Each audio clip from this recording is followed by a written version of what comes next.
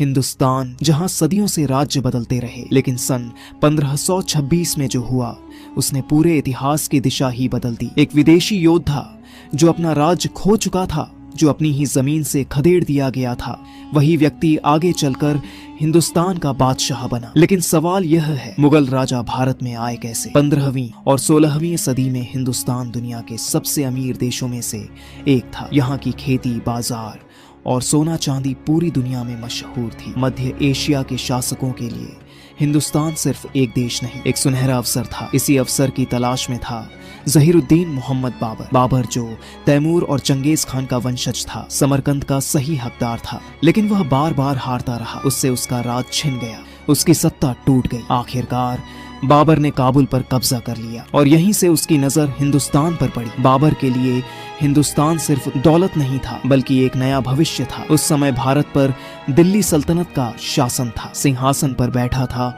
इब्राहिम लोदी, लेकिन सच्चाई यह थी कि इब्राहिम लोदी अपनी ही सेना और अमीरों में लोकप्रिय नहीं था। राज्य में फूट थी, बगावत थी और असंतोष था। बाबर ने इस कमजोरी को पहचान लिया। 21 अप्रैल 1526 पानीपत का मैदान। एक ओर इब्राहिम लोदी की विशाल सेना, हजारों सैनिक और हाथी, दूसरी ओर बाबर की छोटी लेकिन संगठित सेना। बाबर के पास था तोपें, बंदूकें और युद्ध की नई तकनीक। यह भारत का पहला युद्ध था जहां आधुनिक तोपखाने का बड़े पैमाने पर उपयोग हुआ। कुछ ही घंटों में इब्राहिम लोदी मारा गया, युद्ध समाप्त हुआ और इतिहास बदल गया। इस विजय के साथ मुगल साम्राज्य की नींव रखी गई। बाबर के बाद आए हुमायूं और फिर अकबर, जिसने मुगल शासन को पूरे भारत में फैला दिया। मुगल राजा सिर्फ तलवार के दम पर नहीं आए, वे आए सही समय, नई तकनीक और गहरी रणनीति के साथ। और यही कारण है कि मुगल शासन लगभग 300 वर्षों तक भारत पर कायम रहा।